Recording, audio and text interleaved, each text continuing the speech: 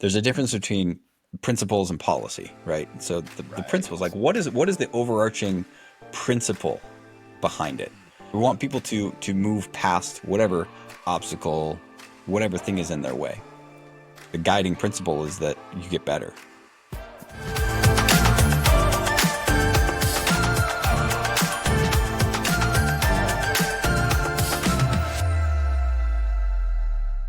So the topic we want to talk about today is therapy helping? And we've had, like, you and I have had lots of conversations about this, Yeah. especially you being a school counselor, and I think me even as a youth pastor, and in previous podcasts we've talked about it. It seems like the most frustrated I've ever been is trying to help people go where they don't necessarily want to go. Yeah. And then in my own experience, being in therapy myself for a couple of years, I think back, like there was definitely that was very much needed at that time for me. Like, I Right. mean, Chris, who was my therapist, like, God bless him. I think he literally like helped save my marriage, like Mm. really, really, truly. So I'm super appreciative. Um, and the reason I've been thinking about this is, so I was on the phone with my friend David Lee, who he said he'd come be a guest on the podcast with us at some point, which would be super fun. And his whole modality that he uses is masculine, feminine energy. And when people talk to him, like, he can't help but not see people through that lens, which totally makes sense. I mean, he's in these conversations all day, every day. But then it got me thinking, like, I do know that there's kind of I don't want to say the dark side, but I know plenty of people that are not professional therapists. They're professional therapers. Is that a right way to say it? Right? And it doesn't seem like they're actually like getting better or Mm. wanting to do it.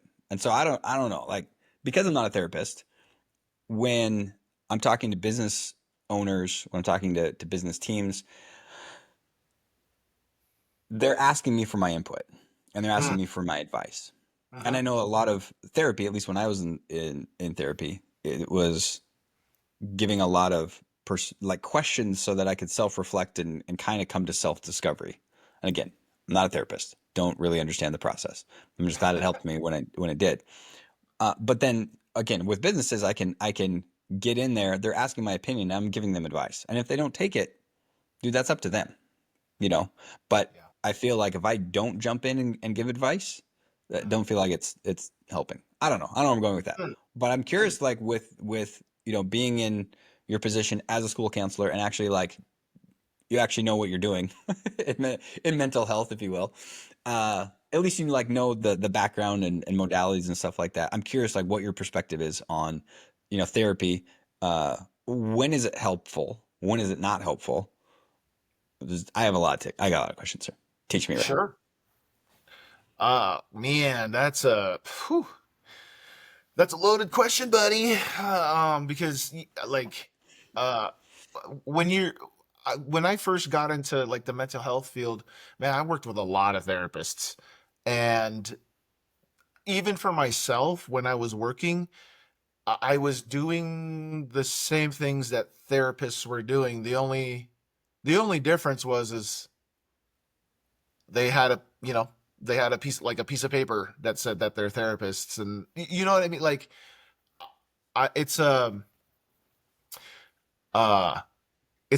again, it's a very thin line for me, right? So when I think that therapy is working or not working, man, I that's man, that's a tough question, dude. Like, when is it working and when is it not? Like, you have to be able to self-reflect on things like that, man. Because it's like going to it's like going to like a show you've never seen before. The people who are running the show, they know how it's supposed to go.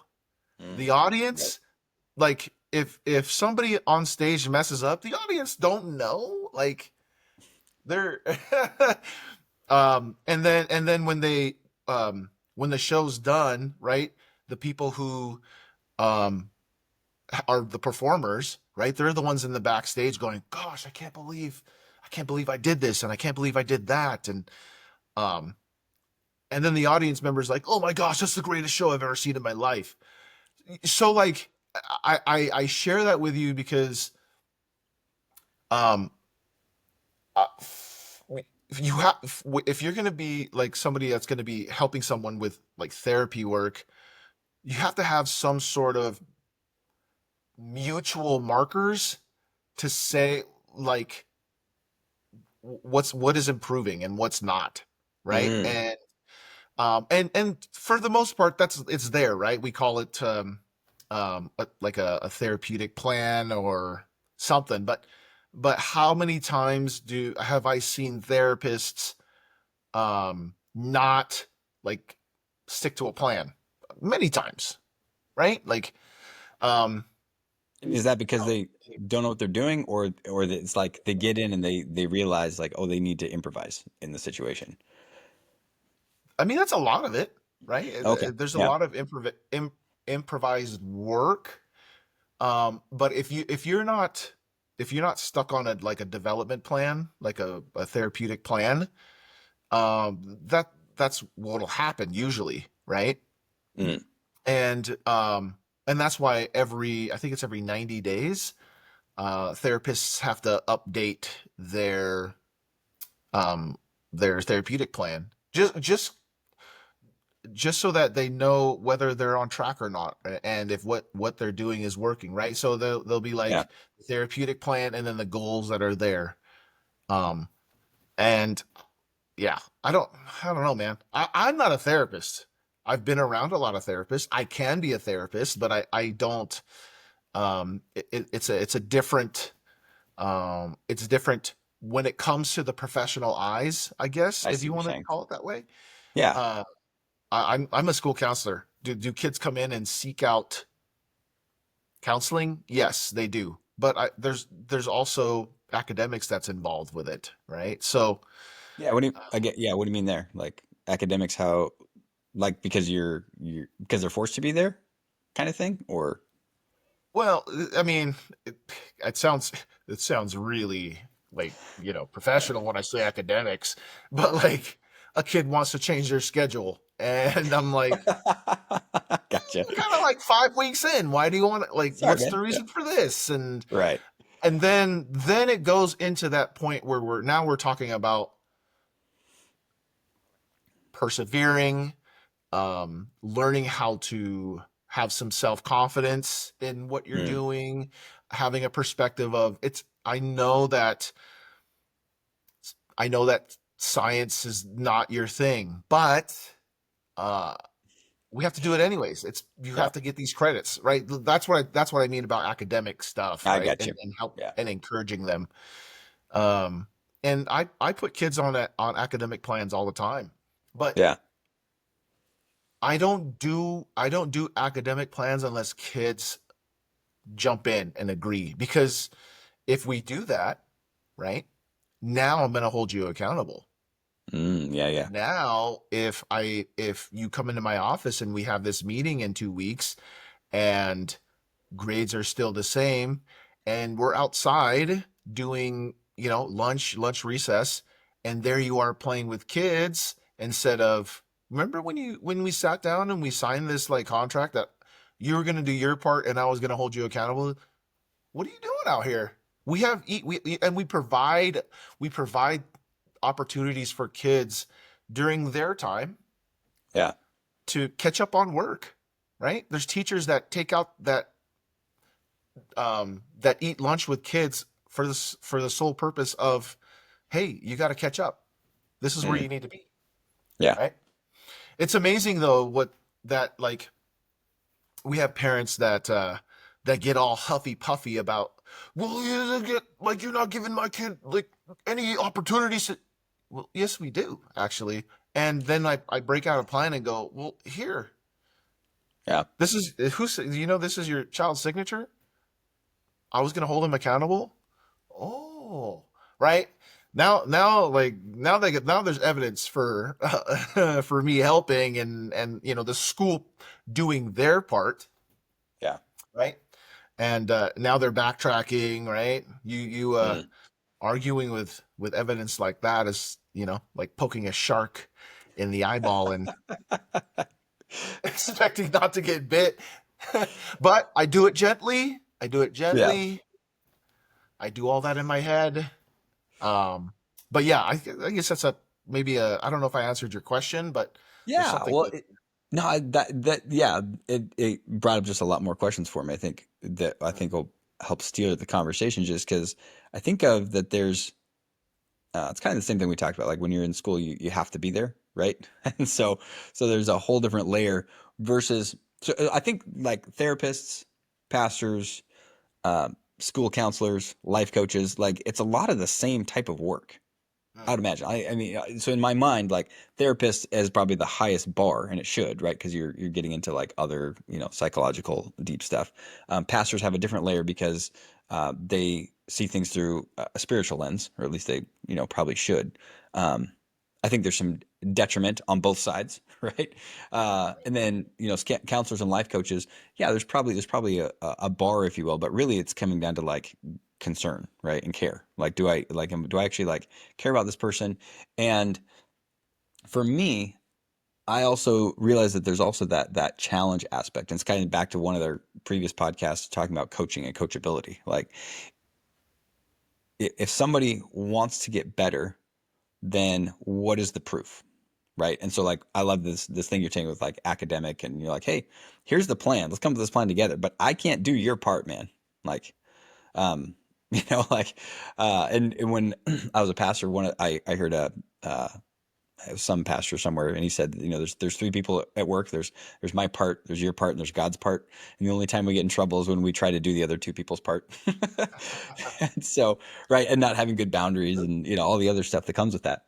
Um, but I think the thing that I think about is there's a lot of times that I see where people. So like when I was a pastor, for example, we would have kids and adults and parents and whoever come to us for advice and things like that. They'd ask me a question for advice, whatever.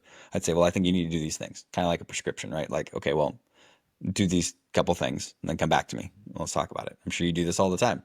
And then people come back and it's the same exact thing. I'm like, okay, well, did you do XYZ? And they say, oh, no. I was like, okay, well, do XYZ and come back to me, right? And my wife Anna came up with this term. She calls them ask holes, where they're just black holes of people just asking questions and not doing anything with it. And so I'm curious about this. Like, at what point do like there's got to be the tough love thing, right? But there's also got to be like at what point it's like, dude, this isn't helping you, yeah, right? And so you right, need to like move on.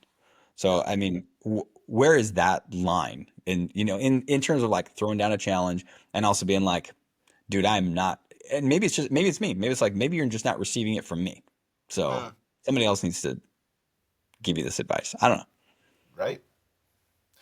Yeah, I think it goes back to just you have to have some humility as a therapist, as somebody that's doing it, to have that reflection. Because what do we all want to do as therapists or people that are in the mental health field that are in that position to help others?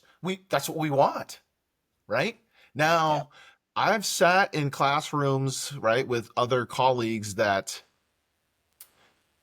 have we've done the ethics part and what it's all about, like why do we do things, and you know we talk about astrogenesis, which is like that what we're talking about, right? Yeah. Is when is what we're doing, when are we more of a hindrance than we are a help to Mm. somebody, right? The main part in this whole thing is the person that's doing it, in my view, right? Yeah. Um like we're the professionals. The professional also has to have strong self-reflection on, am I part of the problem here, right? Mm. That I've seen, I can think of like two students right off the bat that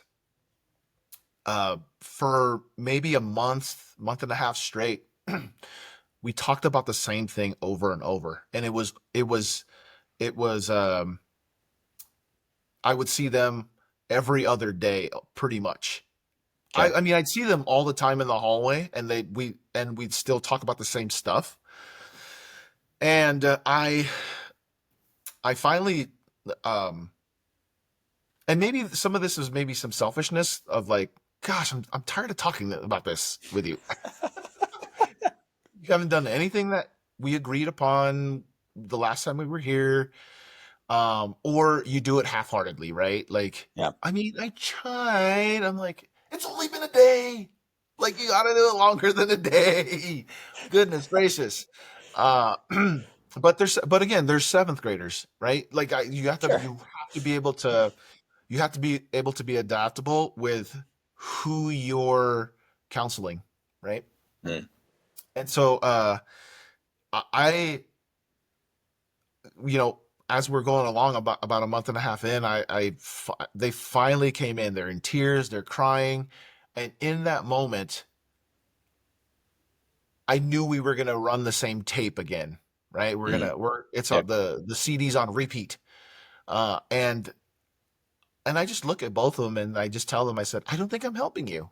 I don't think I'm helping you. If anything, I think I'm making it worse because mm, we keep stewing over the same thing, right? We're like a swamp. We haven't moved, right? There's nothing fresh coming in, yeah, and this thing that had happened between you and another peer, we like you're having difficulty moving past that, so we can't.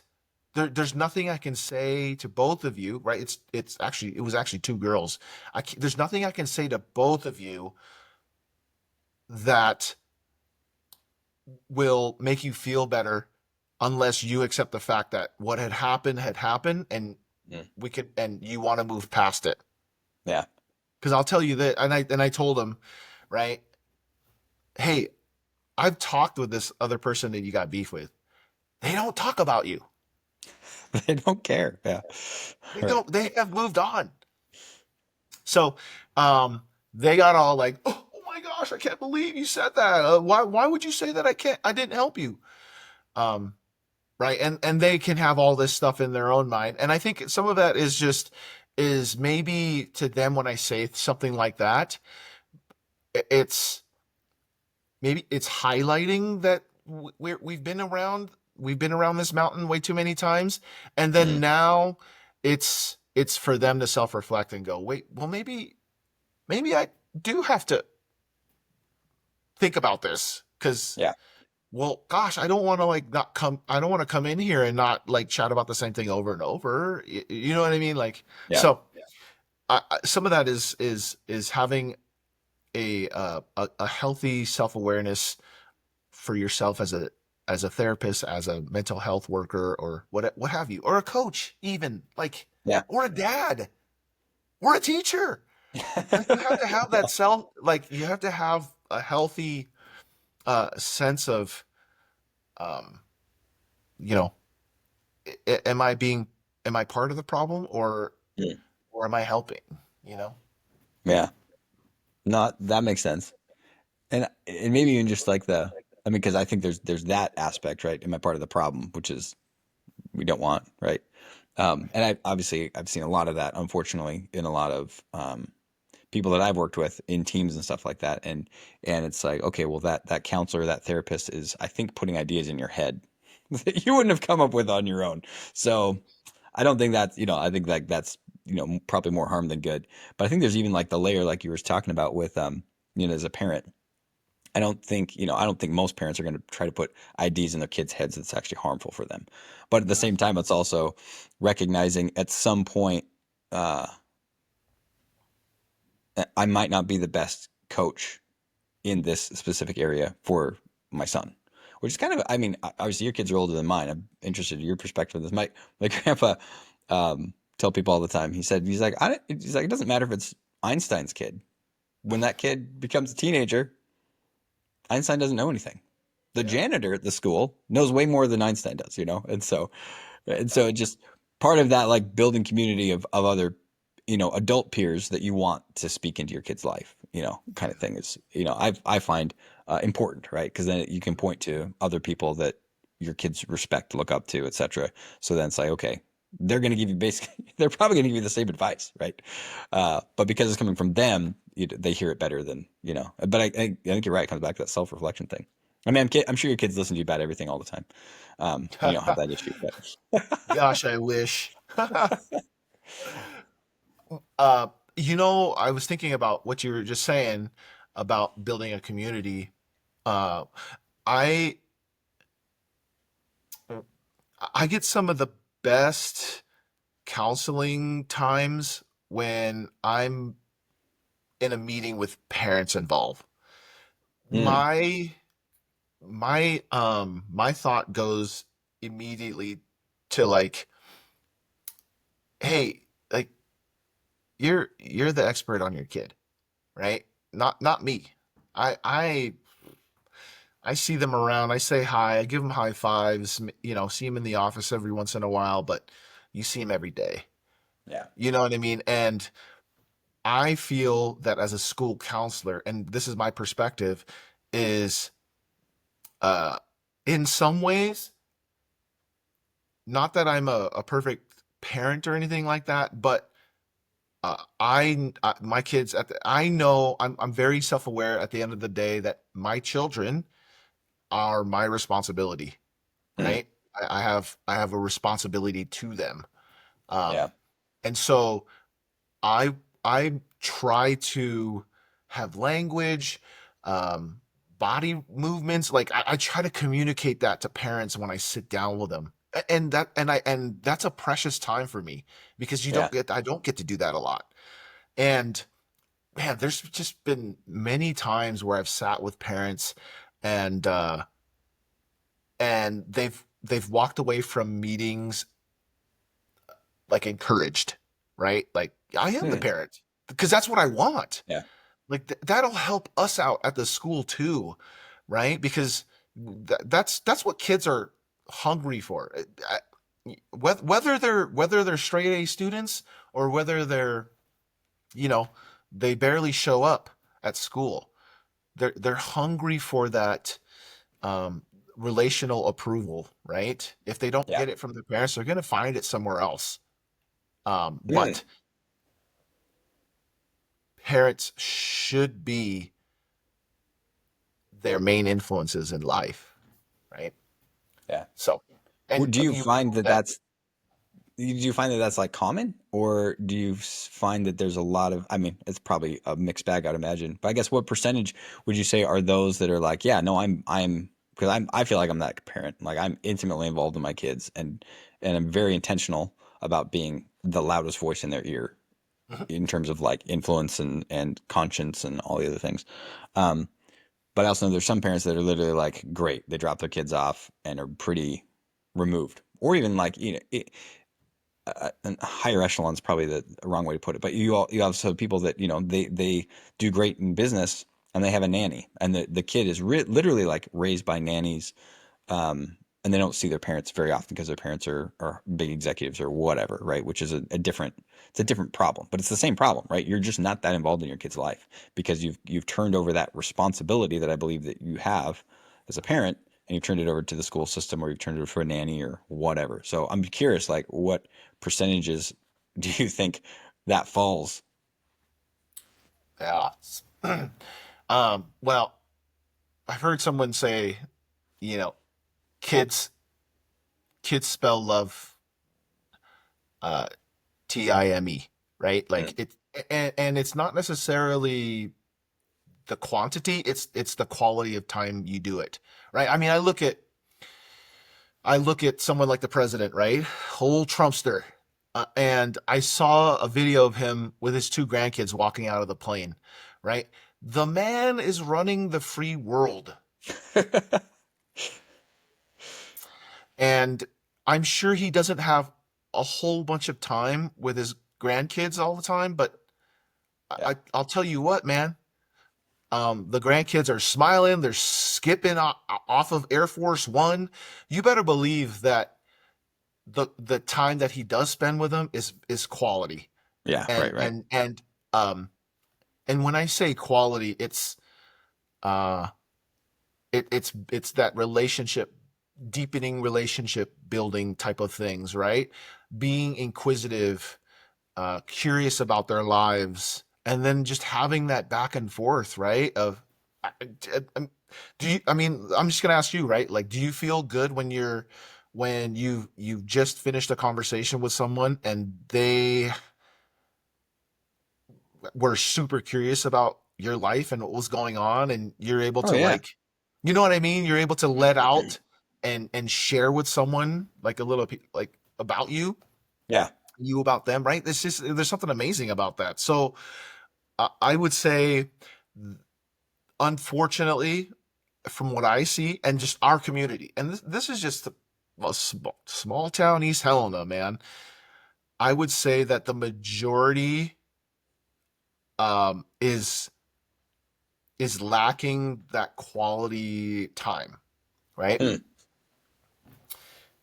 I would say that, Like 80%, 70%, oh 90%, like gosh, I mean, I would, majority. I would give it, I would give it a probably 75% of parents. Wow. Yeah, yeah, that's That what I that would so say. 75% are not intentional or thinking intentionally about investing that time in their kids and that quality time. I think you're Yeah, saying. like kids are Wow. basically like elevator music, like this in the background kind of deal. Like, Right. uh, they, you, Here's and another question then. that's tough for me that's tough for me to say. Y- But but because you're right, like East Helena, Montana, in the scope of the big world, is not, it's a pretty small dot on the map. However, it's indicative because it's a small dot on the map, right? It's probably similar across the country. So here's an interesting question: of the 25% that you would say yes, their parents are very intentional and very like, about that. How many of those do you see in like crisis situations in your office? uh, I would say, like a third of them Okay. Yeah. would be in my office. Yeah, because they'd be there. There has to be their part too, right? Which is showing Yeah. up and being and coming to the Yeah. office. If you say you're going to come in, come in. I'm going to make some time for you. Yeah. I'm really concerned about your child. Yeah. Uh, let me maybe I like to go back to the old a third. Yeah. Maybe that's what I'm trying to look for, because here's the thing: most of the time when students come seek me, it's usually they're in trouble. So Okay. maybe my data is a little bit skewed, because most of the kids that aren't doing anything, they're just hanging. You know Yeah. what I mean? They don't see me, um, and their parents are involved or whatever. But I also know that just because kids aren't seeing me, right, doesn't mean that there's something going on. So, like Yeah. again, right, like that a whole a third rule, just for simplicity, right? Um, you're gonna have a third of families that are not engaged. They're doing things for themselves that put their kids in question, um, right? Yeah. Don't care. Their kids are elevator music in the background, right? They're just there. And then you're gonna have a third of family who, like, they're probably more of that quantity time parents, Mm. we'll just be around, just hang out, but never go deeper. And Mm. then you're gonna have those parents who are going to go the extra step, and you'll know by the fruit of what kids produce right around them. Mm. like Yeah. like they also care about you. They'll ask questions for you. Like, man, there's some kids who are just super mature, and I'm just like, what grade are you in? Like, well, like, where did you come up with that question? Yeah. and and then their answer is, oh, well, my parents ask me things like this all the time. And I'm like, Mm. and in my heart feels good, Yeah. right? It Right. feels like they're a city on a hill, right? Yeah. And so, um, yeah. Speaking of, that's like one of my prayers all the time, is that, um, like, my school community, East Helena Middle School, East Valley Middle School is a city on a hill, meaning that we're a middle school that shines that light, right? That reflects that light, Yeah. um, and we're a school that lives by our values, that we conduct our business that way, right? So, anyways, um, well, I don't know, man. What about you? I've been doing like we talk about therapeutic things because I'm a school counselor, but um, funny. Here's a funny story. I used to have a boss at my previous work. He was actually the supervising therapist, and uh, he was also kind of along the side of just very cautious about, am I helping or not? Yeah. Uh, his name is Daniel, and and he goes, because there's some therapists out there that are no good, Ray. And I go, really? Is like, and he goes, yeah. Have you ever looked at the spelling therapist? And I was like, uh, yes. He's like, yeah. There's some therapists out there that just rape people. And I was like, oh, the rapist. And I was like, oh, geez. Yeah. That's funny. So yeah, like like once you look at the spelling of therapist, like you can't go back, bro. Like Well, thanks. Yeah, never, everybody. That's so funny. I think wasn't that like an old SNL sketch? I'm trying to think, like one of the Alex Trebek, the the Celebrity Jeopardy things. Do you ever watch that? So funny. I haven't seen that, but Oh, I'm funny. sure it It is, just man. kind of reminded me of that. I was like, oh, I'm sure they probably did it at some point because that just sounds like something they would do. Um, Gosh, man, that's funny. Yeah, no, it is interesting mostly because I'm fascinated by, when I go and work with business teams and trying to figure out. There's a lot of like interesting team dynamics that's always going on, and kind of the same place where it's like, okay, in a similar way, right? When you've got a manager, a boss, a leader that is in charge of people, and sometimes it's just sometimes it's personality conflicts, right? It's just like these people just don't jive together, right? And that's a real thing that a lot of people are just like, well, no, everybody should respect me. It's like, no, they don't. Sorry. Um, and then the other side of not knowing like how to push people, challenge them when they need it. Goes back to the MCL thing we talked about, one of the other podcasts, right? It's not knowing how to push and challenge people when they need it. Um, but it just, yeah, I don't know. It got me thinking more about that. Like, what is the line? What is the boundary? What is the cultural norm within a company that we want to set? We have this interesting thing going on in Oregon right now. It started in Washington. I think it's probably in California. Oregon is funny. Oregon doesn't really have a mind of its own. It just looks at what Washington and California does and says, "Oh, let's do that." I mean, it's just silly. Um, so, uh, but one of the things it's called Oregon paid leave, Oregon something like that.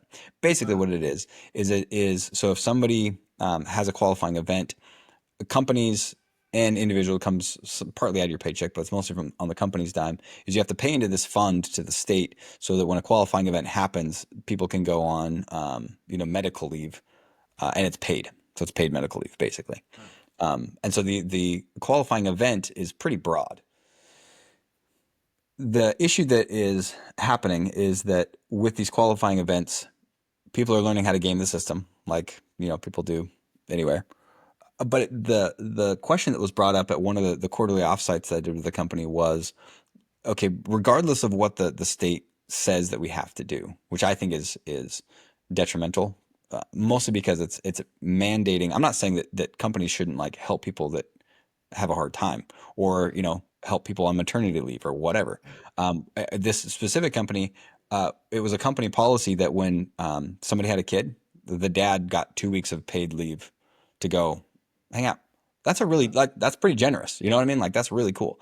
But now with the state getting involved, it's that you can have 6 weeks of paid time off, but you don't have. You can either take it all at the same time, or you can decide when you take it. So literally, like you could say, "Oh, okay, well, I'm going to work 20 hours a week for the next 4 months," or whatever that calculates out to. Like yeah. that's hard. That's hard for a company to function because if Yep. you're a, if you're Nike or Intel or some huge company like that in Oregon, yeah, you could probably figure that out. If you've got 20 people and you've got six of them that are working part time, and then the state, and then you can't lay these people off, right? You can't fire them when they're in this qualifying event. And then the other hard part is that qualifying events become very broad. So somebody says, "Oh, I've got this shoulder injury." Well, they've been with you for 90 days. Now they have this shoulder injury, and whatever doctor wants to write that note, and literally people can just decide when they take it. So you could literally like milk this thing for like months, and every year you can have a new qualifying event too. It's a terrible idea. Um, but I agree. yeah, so there's the background. But the conversation Conceptually, was it's good. Conceptually, it's a good idea. conceptually, The yes, problem right. is human beings are involved. Right. And it goes back to the like, uh, that's why I'm a big advocate of compassionate capitalism, right? I'm not into like cronyism, capitalism, grifters. I mean, there's plenty of that in the world. And yeah, we definitely need to watch for that. Um, but most companies, especially the companies I work with, like they're the guys that run them, like they really have a desire to see everybody win. Everybody on their team, they want them to win. A lot of guys built their own company because they got screwed in another company. And they said, "Well, I'm going to build another company, and this company is going to be a place where we really want to take care of people." Right. So, but the hard part is that instead of it being the lens of generosity with this company, where it's like, "Hey, we want to give you 2 weeks off." Like, what companies do that? Like, they just gift you paid time off because your wife had a kid. That's really cool. But now that it's mandated, now it's like, wait a minute, like that, it became an entitlement, and it became a now everybody's trying to figure out how to game the system to get the maximum benefit from it. Again, you multiply that out by lots of people, it becomes problematic within a company. For But the sure. idea and the question was around what is the cultural norm or the cultural standard that we want to set in the company, regardless of what the government says or doesn't say that we have to do. Yes, we have to stay within the bounds of the law, et cetera, et cetera. But what is the cultural norm for us as a company, right? And what is that challenge? Is it that like, hey, your wife had a kid, and yeah, take 2 weeks off? Like obviously, like as the company, like that was the cultural norm. Like, yeah, take 2 weeks off and we'll pay for it because we believe in family, right? That's one of the things that we uphold. Um, Yeah. but now that it's, oh well, I need to take 6 weeks off. It's like, wait a minute, okay, well that actually hurts the company. You know what I mean? And so how do we have conversations? And that's a leadership problem now, right? Because it's how do we communicate in such a way that's that is saying, hey, you're bringing value to the company. We really love having you around, and not going the other extreme and just do your freaking job, right? Show up, like don't do what the government says. You know what I mean? Like Right. you got to weigh those things out. Um, yeah, I don't know. It was just it's an interesting thought. I have no idea where I was going or why I was going that direction, but it's just kind of an interesting, talking about like helping versus hurting, and like at what point. Mhm. Again, I think because now it's a government standard, if you will. It's like, oh, okay, well, I better get mine. It's like, no, no, no, no. Like that was an idea put in your head that if that program did not exist, you wouldn't have thought of taking a couple weeks off, Right. right?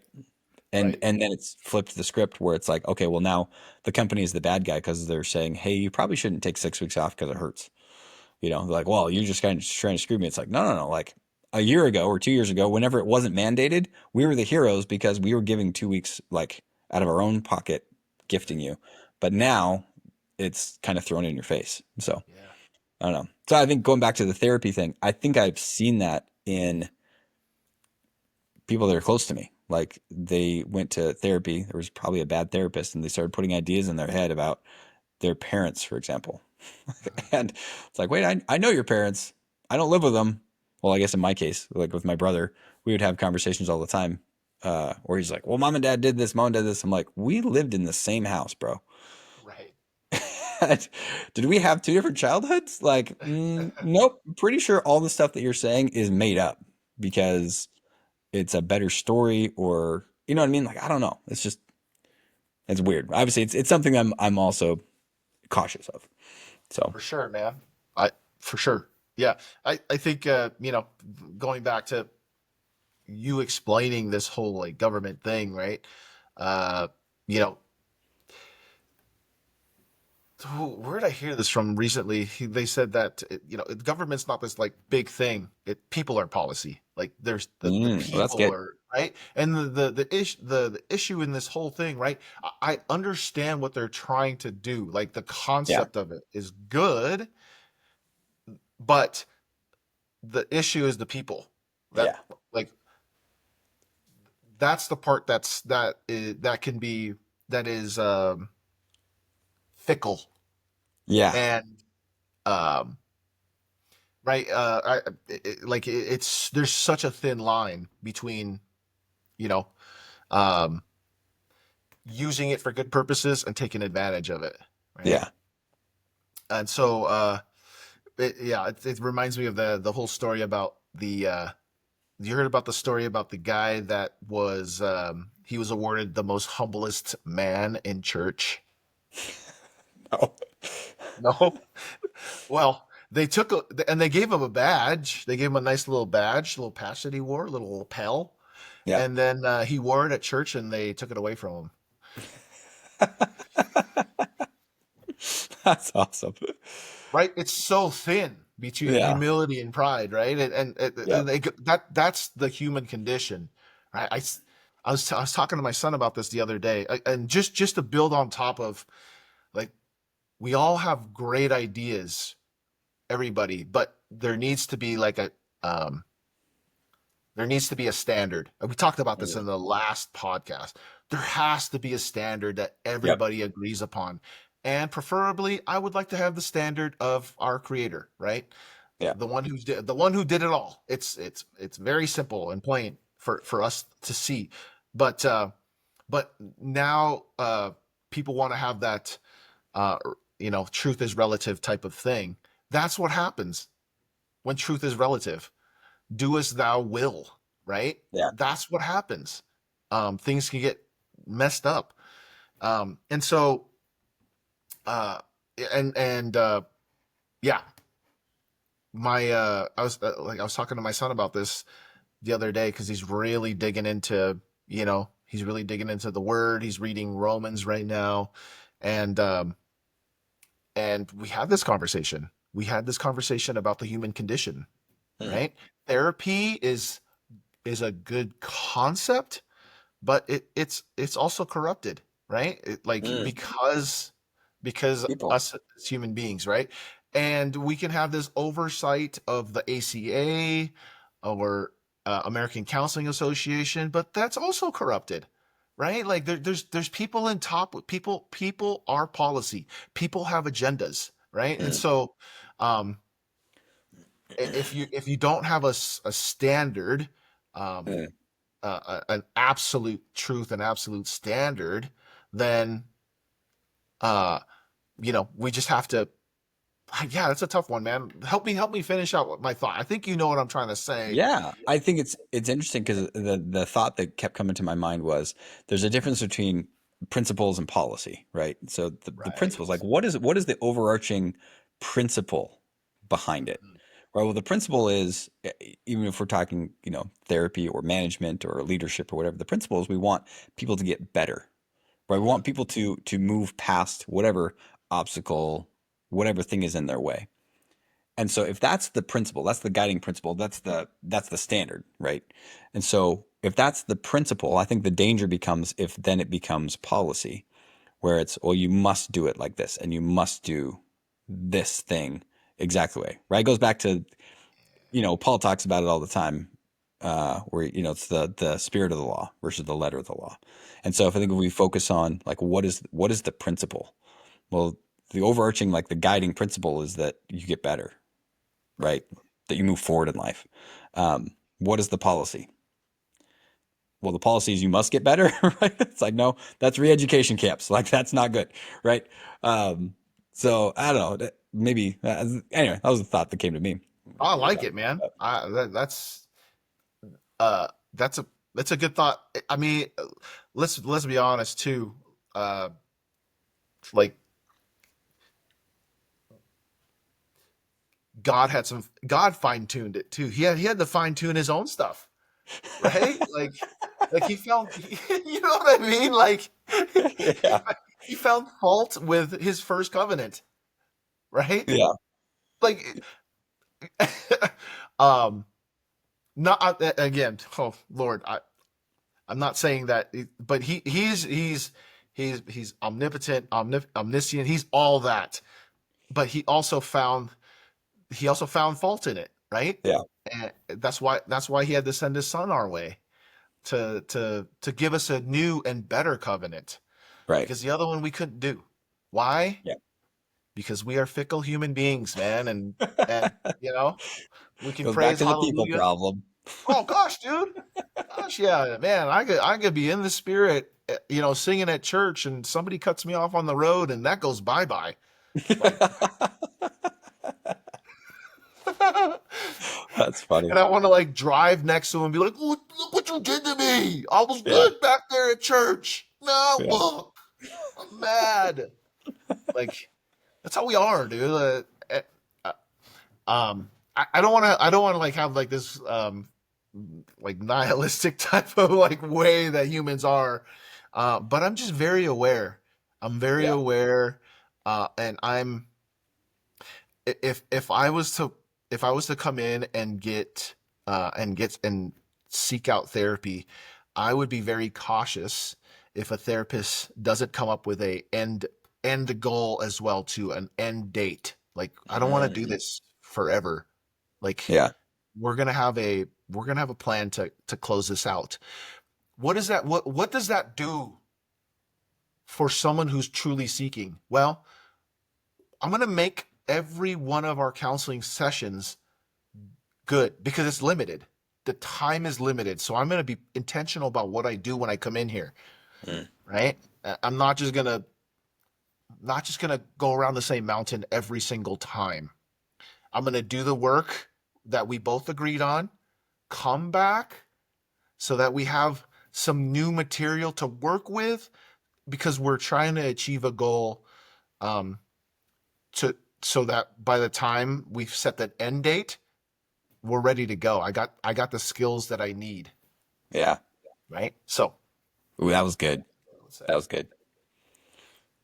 Yeah, I think that's probably true with, I mean, I would imagine that's probably true with like any type of life coaching, nutrition coaching. I mean, there's, the do these 12 steps or here's my 12 week program and then poof, but it probably works as long as you show up and do it, right?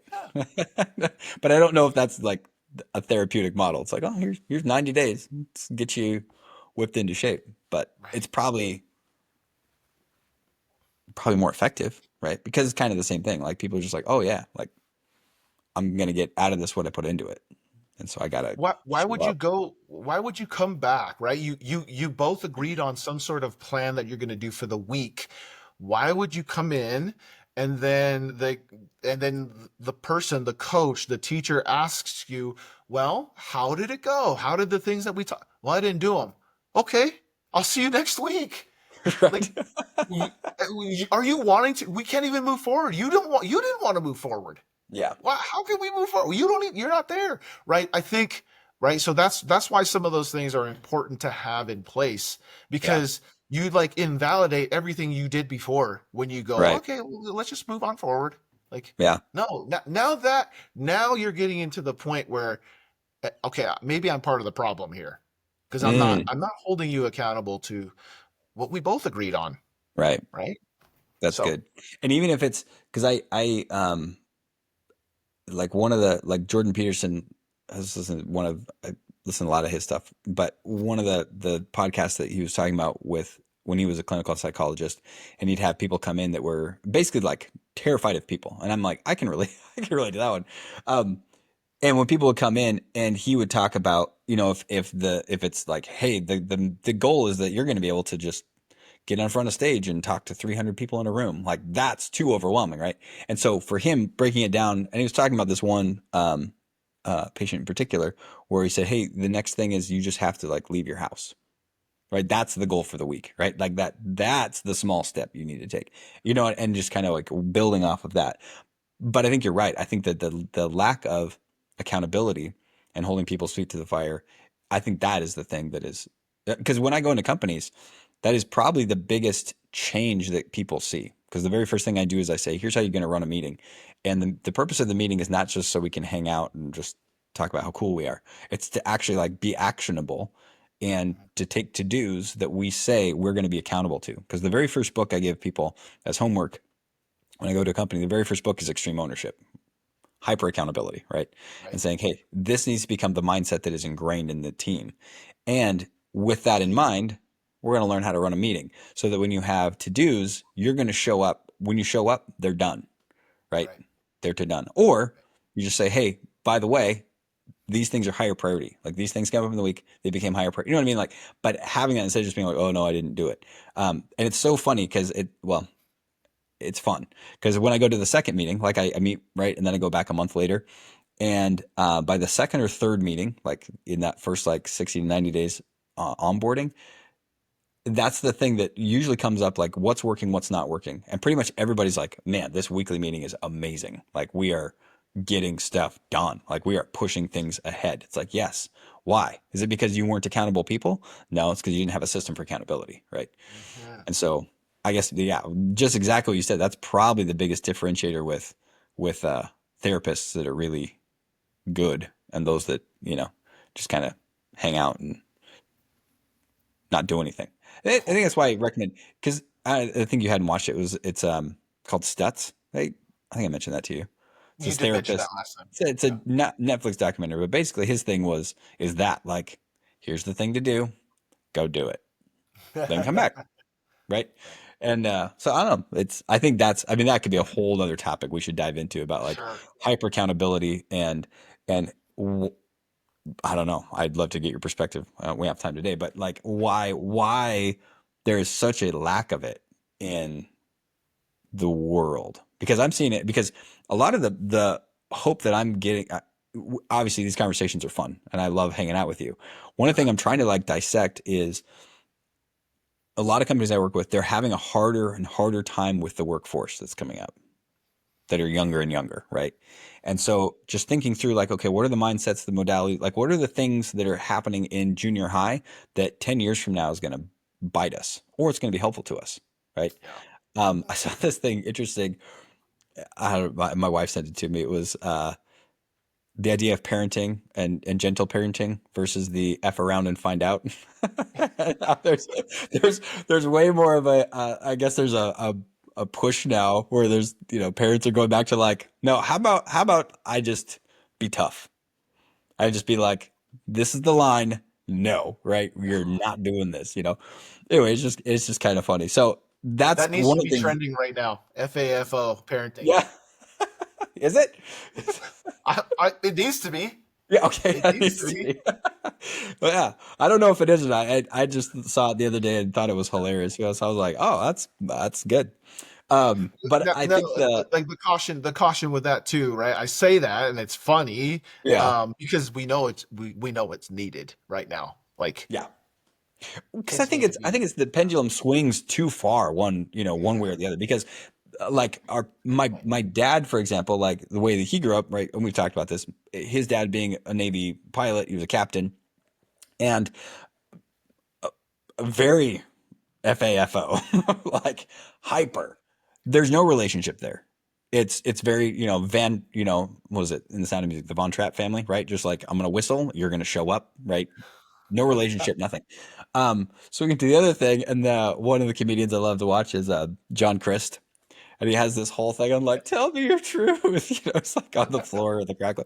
So funny. It's a great bit. But yeah, the idea is like, okay, well, yeah, we don't want that. We don't want the Von Trapp family where it's like, there is no relationship and it is like corporal punishment, you know, versus the other side, it's like, oh no, I just want to be friends with my kids. It's like neither of those are healthy, right? Neither of those are good things to do. It's like, no, you have to be a parent, you have to be firm, and at the same time, you have to build relationship with them, Right. right? Because that's the thing that's important. So, um, yeah, man, we could So riff on that. I think that we should definitely riff on that.